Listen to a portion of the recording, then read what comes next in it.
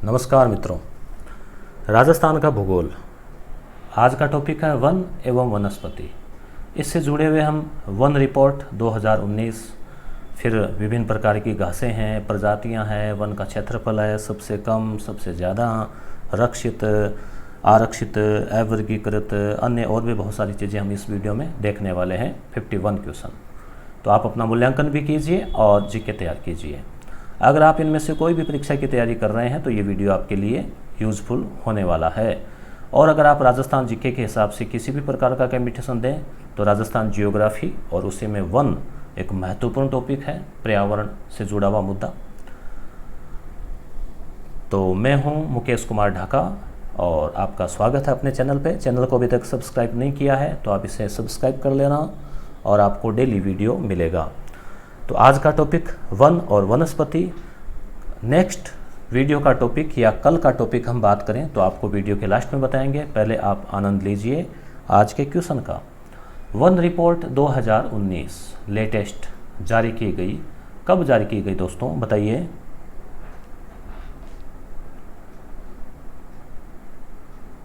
तो दोस्तों उत्तर हो जाएगा 30 दिसंबर 2019, यानी साल समाप्त हो रहा था उससे एक दिन पहले 2019। और वैसे 2020 में तो बहुत सारी मुसीबतें जो है वो कोरोना और आदि चल रही है। तो 2019 वन रिपोर्ट कब से जारी की जाती है? तो उत्तर हो जाएगा दोस्तों 1987। 1987 से जारी की जाती है। वन रिपोर्ट 2017 की तुलना में 2019 में वनों में कितनी वृद्धि हुई है? तो 2017 में हुई, अब 2019 में हुई रिपोर्ट। तो इन 2 सालों में जो है वो कितनी वृद्धि दर्ज की गई है बताइए वन में। ये प्रतिशत में नहीं है, ये वन क्षेत्रफल में है, वर्ग किलोमीटर में दोस्तों। तो उत्तर हो जाएगा 57.51 किलोमीटर, यानी 57 किलोमीटर वन जो है, वर्ग किलोमीटर वन है, वो बढ़ा है 2 सालों में, बहुत कम बढ़ा है। इसमें अगर हम थोड़ा अलग अलग और बात करें तो यहाँ मैं लिख देता हूँ, आपको मिल जाएगा ये लिखा हुआ। वनावरण की बात करें, वनावरण, और एक होता है वृक्षावरण। तो वनावरण जो है उसमें 4.86% की वृद्धि, और यानी ये है वनावरण। और वृक्षावरण का पूछा जाए तो 9.57% है। वन रिपोर्ट 2019 कौन सी रिपोर्ट है? 1987 के हिसाब से हम अगर देखें तो दोस्तों ये रिपोर्ट है 16वीं। वन रिपोर्ट कितने वर्षों के बाद जारी की जाती है? तो आपको अनुमान लग गया होगा, 2017 में आई, फिर 19 में आई, 16वीं है, तो इस हिसाब से 2 वर्ष के बाद में। वन रिपोर्ट 2019 के अनुसार राजस्थान में कितने प्रतिशत वनावरण है? अभी मैंने थोड़ा आपको हिंट दिया था। तो वनावरण और वृक्षावरण, वनावरण कम पाया जाता है, वृक्षावरण ज़्यादा पाया जाता है। यानी वन जो है वो, और वृक्ष का मतलब जहाँ हरे भरे वृक्ष भी हो, तो ये है 4.86, 4.86%। याद रखें इसको। अभिलेखित वन क्षेत्र के आधार पर राजस्थान का देश में कौन सा स्थान है? दोस्तों मैं आपके कमेंट पढ़ता हूँ, रिप्लाई भी करता हूँ अधिकांश। कई बार नहीं हो पाए तो आप बुरा मत मानना, और बाकी आपके कमेंट्स कई बार बहुत मोटिवेट भी करते हैं। कोई कमी भी लगे तो आप भी बता सकते हैं। तो उत्तर हो जाएगा दोस्तों इसमें, अभिलेखित वन क्षेत्र के आधार पर राजस्थान का देश में स्थान है दोस्तों 15वां। यानी सभी को मिलाकर, सभी वनों को अगर हम मिला लें, सारा मिलाकर, तो अपना 15वां स्थान है, काफ़ी पीछे है राजस्थान। वन रिपोर्ट 2019 के अनुसार 2017 की तुलना में कौन कौन से जिलों में स्थिरता देखी गई है? यानी वन जो है वो स्थिर रहे, यानी कम नहीं हुए, बढ़े भी नहीं।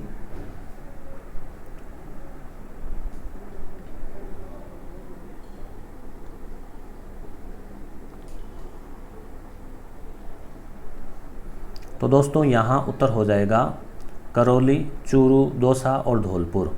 इन 4 में तो क्या है, स्थिरता देखी गई है। 16 जिलों में क्या है, वृद्धि हुई। 16 4 20 और 13 जिलों में क्या हुआ, कमी आई, गिरावट आई, तो ये हो गए 33 जिले। तो करौली, चूरू, दौसा, धौलपुर इनमें स्थिरता देखी गई। अभिलेखित वन क्षेत्र के अनुसार राजस्थान में कितने प्रतिशत रक्षित वन है? इस टाइप का क्वेश्चन दोस्तों पूछा जाता है, इंपॉर्टेंट है, ध्यान दें। बताइए क्या उत्तर होगा? रक्षित, ये सबसे ज़्यादा होते हैं रक्षित वन, तो उत्तर हो जाएगा 55.64%, 55%। ठीक है, तो अब इसमें मैं यहाँ लिख देता हूँ आरक्षित का अगर आपसे पूछा जाए, आरक्षित, तो आरक्षित है 38.11%, और अवर्गीकृत पूछा जाए तो ये है दोस्तों 6.25%।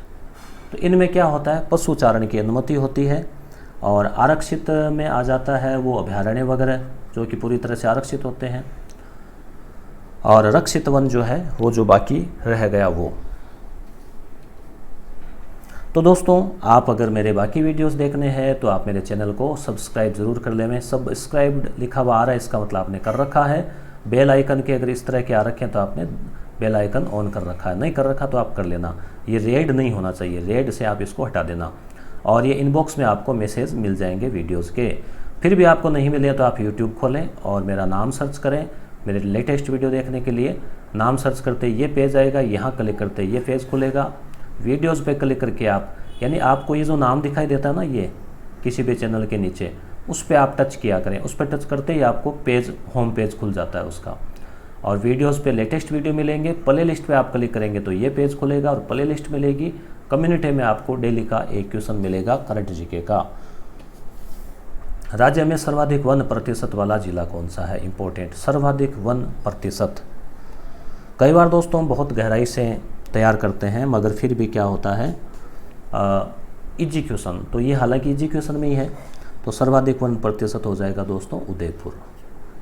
ठीक है, और इसमें अगर हम क्षेत्रफल की बात करें कि कितना क्षेत्रफल में है, तो ये है 2757 वर्ग किलोमीटर में है। और प्रतिशत की हम बात करें कि भाई कितना प्रतिशत है उदयपुर में, उदयपुर में तो है सबसे ज़्यादा, मगर कितना है, तो 23.5%, 51%, तो 23, 23.5।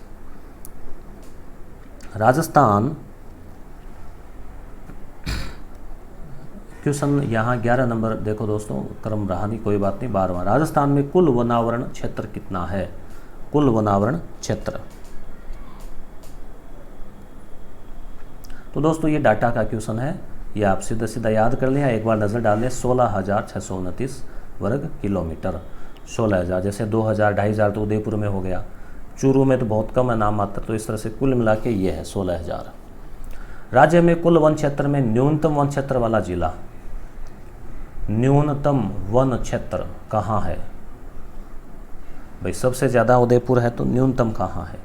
तो दोस्तों चूरू, जिस ज़िले से मैं बिलोंग करता हूँ, बहुत ही बूझे मन से कह रहा हूँ मैं कि ये चूरू में क्या है, सबसे कम वन क्षेत्र है। कितना? मात्र 82 वर्ग किलोमीटर ही है वन। और प्रतिशत की बात पूछें तो कुछ परसेंट नहीं, आधा परसेंट, 0.59% चूरू की ये है।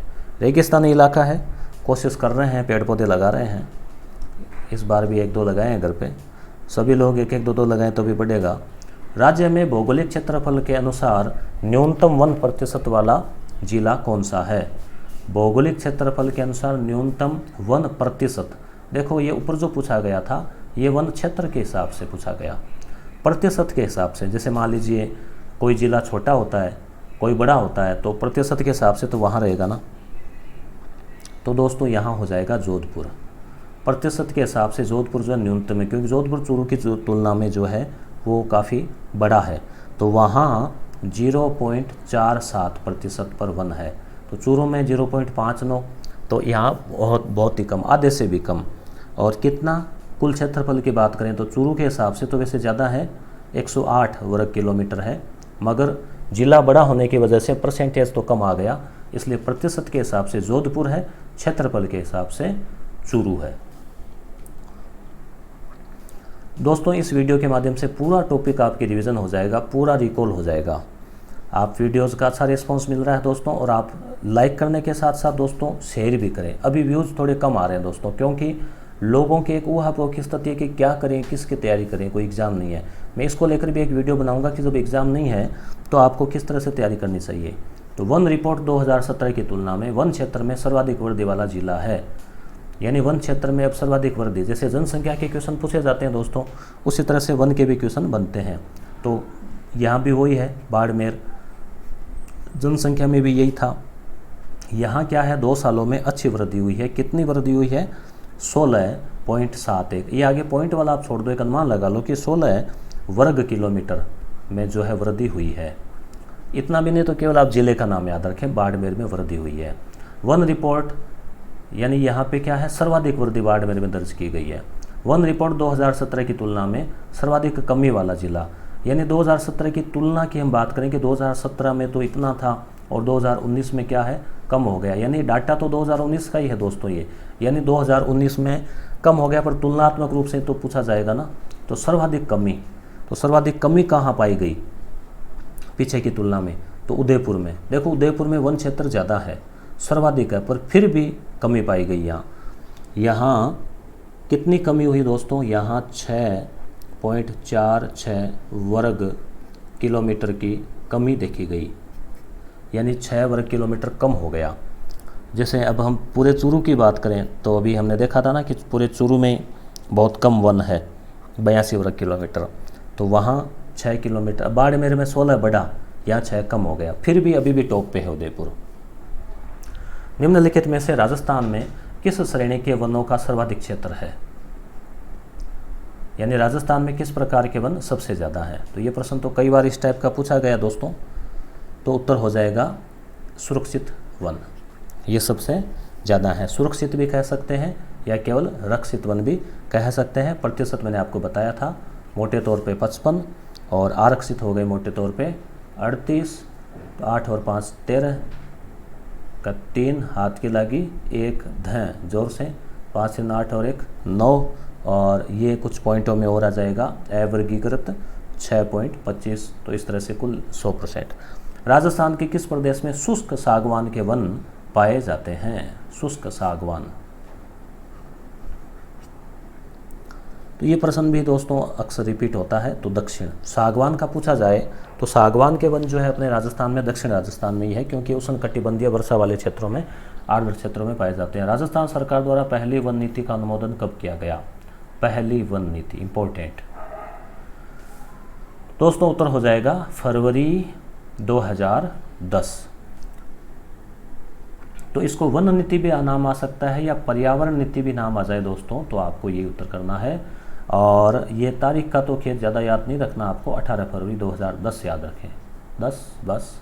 निम्न में से कौन से जिलों का युग्म राजस्थान में कत्था का मुख्य उत्पादक है? यानी कत्था जो होता है, जो पान में आता है, गुटके के लगा हुआ होता है, जो लाल लाल पीक थूकते लोग जगह जगह, तो वो कत्था।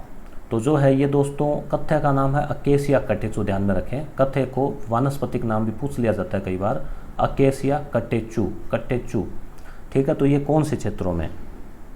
तो ये उत्तर हो जाएगा उदयपुर, चित्तौड़गढ़। ये क्षेत्र है जहाँ कत्था, ये पेड़ से तैयार किया जाता है, पेड़ के तने से, छाल से। राजस्थान का वह जिला जहाँ उष्णकटिबंधीय शुष्क पर्णपाती वन पाए जाते हैं। उष्णकटिबंध का मतलब गर्म क्षेत्र वाला इलाका। अब राजस्थान तो हालांकि पूरा गर्म ही है वैसे, और पर्णपाती यानी उनके पत्ते झड़ जाते हैं एक ऋतु में। तो ये कहाँ, लगभग कौन सा जिला? तो उत्तर हो जाएगा सिरोही, ठीक है। तो देखो उष्णकटिबंध की हम बात करें दोस्तों, तो अपने कर्क रेखा के आसपास वाला जो इलाका है वो उष्णकटिबंध में आ जाएगा। बाकी है राजस्थान का उपोष्ण। हालांकि अपने अगर हम यहाँ के बात करें वो जो जलवायु की, तो हालांकि जलवायु तो यहाँ की जो उष्णकटिबंधीय है प्रकृति के आधार पे, गर्मी के आधार पे, क्योंकि मरुस्थल वगैरह, मगर फिर भी उष्णकटिबंध वैसे कर्क रेखा के आसपास का क्षेत्र पाया जाता है। तो उष्णकटिबंधीय जो वन है वो सिरोही शुष्क पर्णपाती वन। अब बीकानेर, नागौर है ना, इनमें तो क्या है, इनमें तो मरुस्थलीय वन है। यहाँ की वनों की एक ही पहचान है, मरुस्थलीय। कंटीले, झाड़ियाँ आदि। राजस्थान के कौन से जिलों में खस घास उत्पादित होती है? ये प्रश्न कई बार पूछा गया दोस्तों RS पर आदि एग्जाम में। और खस से क्या होता है कि सुगंधित इत्र भी तैयार होता है, सेंट, परफ्यूम, शरबत वगैरह भी बनती है। तो उत्तर हो जाएगा सवाईमाधोपुर, भरतपुर, टोंक। सवाईमाधोपुर, भरतपुर, टोंक। नेक्स्ट, धामण करड़ अंजन क्या है? धामण करड़ अंजन, ये प्रश्न टीचर एग्जाम में पूछा गया दोस्तों। तो उत्तर हो जाएगा क्या है? ये घास की किस्म है।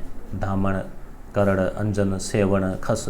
निम्न में से एक अपने डचाब या डाब बोलते हैं, जो अक्सर पानी में उसमें डालते हैं, सूर्य ग्रहण के दिन अभी डालते हैं, परंपरा है जो रेगिस्तान पाई जाती है। और निम्न में से किसे जंगल की आग कहा जाता है? तो यहाँ क्या दिया है दोस्तों? हालांकि आपको पता है कि पलास को कहते हैं। पलास एक वृक्ष है जिसके पत्ते क्या होते हैं? पीले कलर के से होते हैं। तो दूर से ऐसा लगता है कि जंगल में आग लग गई है, मगर यहाँ इसका वानस्पतिक नाम क्वेश्चन में डाला है। तो अब आप क्या पहचानेंगे बताइए? अब आपको आ रहा है तो आप पहचान लेंगे। तो क्या उत्तर होगा दोस्तों इसमें? उत्तर हो जाएगा ब्यूटिया मोनोस्पेमा, यानी ब्यूटिया। काफ़ी ब्यूटीफुल नज़ारा लगता है, तो ब्यूटिया मोनोस्पेमा, इसे याद रखें। राष्ट्रीय वन अनुसंधान संस्थान कहाँ है? राष्ट्रीय वन अनुसंधान संस्थान तो देहरादून में है। महुआ के पेड़ किस जिले में नहीं होते हैं? महुआ आपको पता है, इससे आदिवासी लोग देसी शराब तैयार करते हैं। इसके जो फूल है, पुष्प, वो उनसे। तो यहाँ भरतपुर। तो दोस्तों महुआ जो है दक्षिणी राजस्थान में पाए जाने वाला एक उष्णकटिबंधीय पौधा है, जो कि अच्छी बारिश वाले आर्द्र क्षेत्र में पाया जाता है। तो उदयपुर, चित्तौड़गढ़ आदि क्षेत्रों में होता है। किस जिले के समूह में अधिकतम वन क्षेत्र पाया जाता है? अधिकतम वन क्षेत्र वाले, ये भी इंपॉर्टेंट क्वेश्चन है, याद रखना आपको। वनों में क्या करना है आपको दोस्तों? पहचान करनी है कि पूर्वी राजस्थान में ऐसे वन है, पश्चिम में ऐसे हैं, दक्षिण में ऐसे हैं। तो ज़्यादातर जिलों का समूह देते हैं और एक जिला डिफरेंट होता है। इस टाइप के क्वेश्चन ज़्यादा पूछे जाते हैं, इस टाइप के। तो यहाँ उत्तर हो जाएगा उदयपुर, प्रतापगढ़, सिरोही। उदयपुर, प्रतापगढ़, सिरोही, ये जो समूह है यहाँ वन क्षेत्र ज़्यादा है प्रतिशत के हिसाब से। राजस्थान में वनों की कमी का प्रमुख कारण क्या है? प्रमुख कारण, हालांकि सभी कारण है, मगर सबसे ज़्यादा कारण क्या है दोस्तों? तो वो है पशुचारण। इससे क्या होता है कि वो छोटे पौधे होते हैं, तभी वो भेड़, बकरी आदि उनको चर जाते हैं, बड़े नहीं होने देते। तो हालांकि बाकी सभी कारण भी है, मगर मुख्यतः कारण जो है वो है पशुचारण। सागवान रोपण हेतु सबसे उपयुक्त जिले हैं। सागवान का हम पहले भी पढ़ चुके हैं। ये जो है वो आर्द्र क्षेत्र का उष्णकटिबंधीय पौधा है, थोड़ा हरा भरा क्षेत्र में पाया जाता है। तो निश्चित रूप से पश्चिमी राजस्थान में तो कहीं है नहीं, उत्तरी पश्चिमी राजस्थान है, पूर्वी राजस्थान, तो दक्षिण राजस्थान हो जाएगा इसका। तो बांसवाड़ा, उदयपुर, ये क्षेत्र। ये प्रश्न भी दोस्तों पुलिस कांस्टेबल, पटवारी और कई बार PTT, BSTC आदि में से पूछे जाते हैं प्रश्न। सेवण घास किस जिले में विस्तृत रूप से उगती है? तो सेवण जो है ये जैसलमेर में है, और इसका जो क्षेत्र है उसको लाठी सीरीज बोलते हैं, जहाँ सेवण घास की पट्टी है। और ये एक पौष्टिक घास है दोस्तों, ऊंट आदि उनके लिए काफ़ी पौष्टिक घास है। रेगिस्तान का सागवान कौन सा है? अब रेगिस्तानी क्षेत्र में जो हरा भरा वृक्ष रहे वो कौन सा वृक्ष है? रेगिस्तान का सागवान। तो उत्तर हो जाएगा रोहिड़ा। और रोहिड़ा का जो पुष्प है दोस्तों, ये मई जून के तपती धूप में भी खिलता हुआ बहुत ही शानदार नज़ारा प्रस्तुत करता है रेगिस्तान का। कि रेगिस्तान में जहाँ चारों तरफ धूप, टीले, कंटीली झाड़ियाँ, वहीं पे वो पुष्प खिल के अपने आप का जो वर्चस्व जो है, वजूद जो है, वो सिद्ध करता है कि इंसान को भी वो प्रेरणा देता है कि हम किसी भी परिस्थिति में रह के खुश रहना सीखें। भारत में सागवान के उत्पादन का निरंतर ह्रास हो रहा है। राजस्थान में सागवान के वृक्षारोपण हेतु उपयुक्त जिले हैं। तो इस टाइप का क्वेश्चन हम चर्चा कर चुके हैं दोस्तों। बांसवाड़ा, डूंगरपुर। तो सागवान नाम आए तो दक्षिण राजस्थान। राष्ट्रीय झील संरक्षण योजना के अंतर्गत कौन सी राजस्थान की झीलें शामिल है? इंपॉर्टेंट क्वेश्चन है। इनकी साफ सफाई करना और ये काम जो है इसमें किया जाएगा। तो इसमें दोस्तों कुल 5 जिले जो है वो शामिल की गई है राजस्थान की, और इसमें 60% केंद्र सरकार, 40% राज्य सरकार। ये अनुपात लगभग अब सभी में है। जो केवल विशेष राज्य वाले हैं वहाँ 90% अनुदान मिलता है, बाकी में 40 कर दिया। आपको पता होगा 2016 से, चाहे वो रमसा हो या कोई और हो योजनाएं, सभी योजनाएं। और जैसे विशेष राज्यों में पूर्वोत्तर है, सिक्किम है, हिमाचल, उत्तराखंड, ये तो वहाँ की योजनाओं में लगभग 90% केंद्र देती है, बाकी में केंद्र देती है 60। तो फतेह सागर इसमें उत्तर हो जाएगा दोस्तों। आपने ग्रुप छांट लिया होगा। ए फतेह सागर, अन्ना सागर, पिछोला, पुष्कर और नक्की, याद रखें इसको, इम्पोर्टेंट क्वेश्चन है। दादू पर्यावरण संस्थान कहाँ है? दादू पर्यावरण संस्थान, तो उत्तर हो जाएगा टोंक।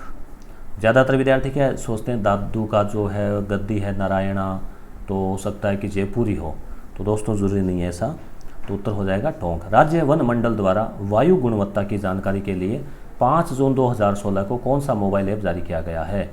वायु गुणवत्ता की जानकारी के लिए एक मोबाइल ऐप भी आ गया है। मोबाइल ऐप का दोस्तों आजकल बहुत महत्व बढ़ता जा रहा है, तो क्या उत्तर हो जाएगा इसमें? उत्तर हो जाएगा राजवायु, याद रखें राजवायु। तो दोस्तों अभी 5 क्वेश्चन और बचे हैं, 5 क्या थोड़े क्वेश्चन ज़्यादा बचे हैं। कल का टॉपिक मैं आपको वीडियो के लास्ट में बताऊंगा, आप बने रहिए और आप मुझे कमेंट करके ये ज़रूर बताएं कि आपके कितने सही हो रहे हैं, आज कितने सही हुए। गलत युग्म छांटिए, तो ये इनके नाम है वानस्पतिक, थोड़ा विचार कर लीजिए। तो दोस्तों पलाश का ब्यूटिया, ब्यूटीफुल, रोहिड़ा, टिकोमेला, टीका निकाला, शेवण, लिसियूरस, सिंडिकुस, तो महुआ, महुआ का जो है ना वो गलत है। ये तीनों सही है, ये गलत है। ये यहाँ क्या हो जाएगा दोस्तों? यहाँ हो जाएगा मधुका की जगह नाम हो जाएगा मधुलिका और लोंगोफोलिया, ठीक है, लोंगोफोलिया। ये महुआ जो है देसी शराब वाला, उसका नाम है। वैसे देखो मधु वैसे शराब को कहते हैं, तो मधुलिका, तो इस तरह से आप ट्रिक से याद रख सकते हैं। राजस्थान में सर्वाधिक कौन से प्रकार के वन है?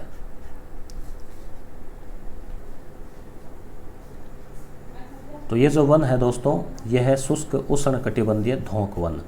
शुष्क उष्णकटिबंधीय धोंक यानी धोंक या धोंकड़ा वन जो है दोस्तों, ये सबसे ज़्यादा है 58% क्षेत्र में। यानी राजस्थान के जो कुल वन है उसमें आधे से ज़्यादा ये धोंकड़ा वन है।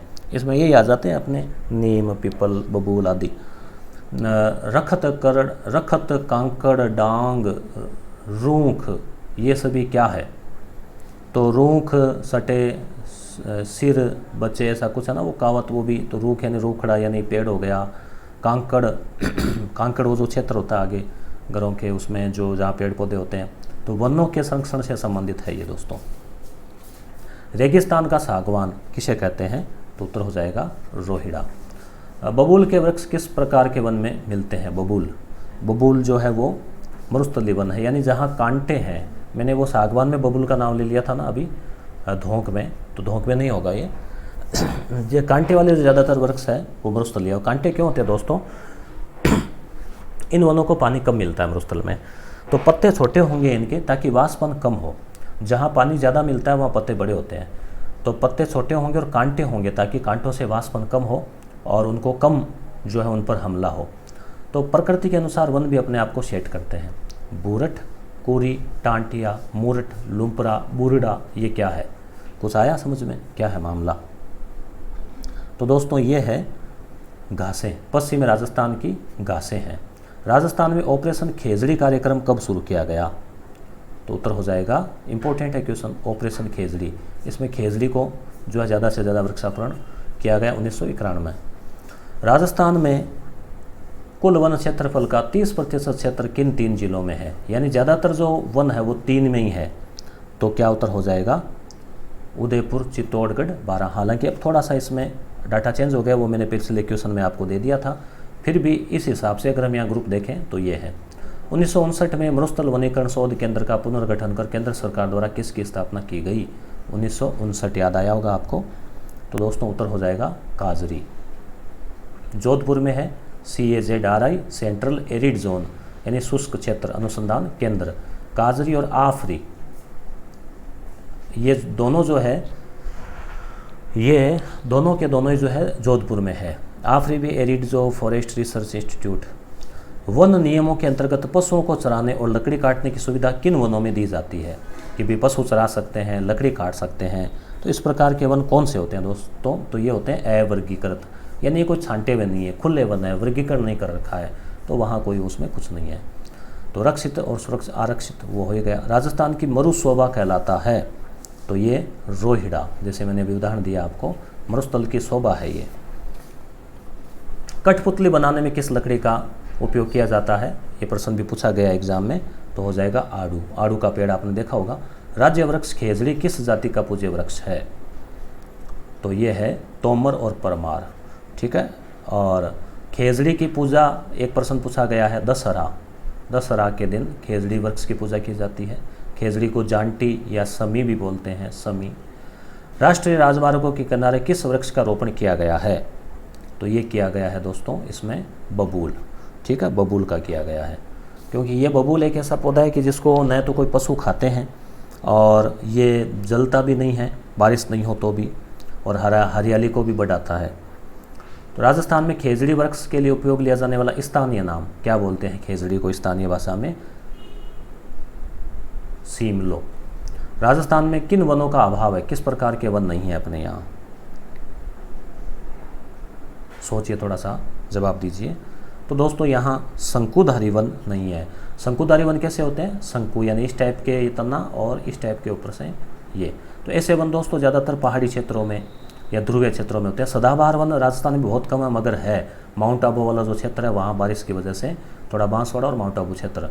सदाबहार का मतलब ये थोड़े घने होते हैं, इनके पत्ते झड़ते तो हैं मगर इतने घने होते हैं कि पता नहीं चलता, एक कुछ पौधों के झड़े तो कुछ के आगे, तो इस तरह से वो हरे भरे दिखते हैं। शीतोष्ण वन, शीत और उष्ण, ये भी थोड़े ठंडे इलाके की वजह से। शंकुधारी वन बिल्कुल भी नहीं है राजस्थान में। तो दोस्तों कल का मैं टॉपिक आपको बता देता हूँ। कल का टॉपिक अपना रहेगा झीलें, बांध व नहरें। तो नहर प्रणाली आ जाएगी, बांध आ जाएंगे और झीलें आ जाएगी, ठीक है। तो ये टॉपिक रहेगा दोस्तों, अपना मिक्स टॉपिक रहेगा, और अपने करीब 55 क्वेश्चन कल रहेंगे। तो मुझे उम्मीद है कि आपको वीडियो पसंद आया होगा, और आप अपने दोस्तों को भी ज़रूर बताएं, इनके बारे में शेयर करें, और कल आप जो है ये टॉपिक तैयार करके आएँ। धन्यवाद।